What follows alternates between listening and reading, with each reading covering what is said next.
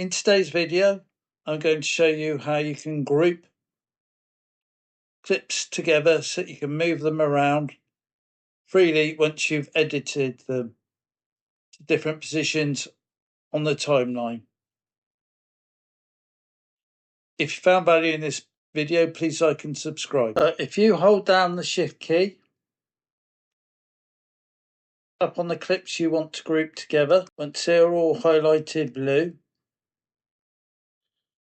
you can either do a right click and go to group, or you can press Ctrl and G and group them all together. So what you can do then, you can move your clips around in a group where you want.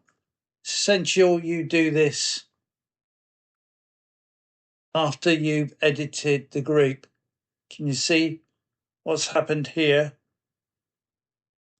This toolbox here, it's disappeared.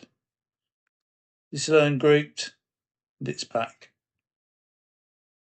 If you learnt something today, go on and watch another video and learn a bit more.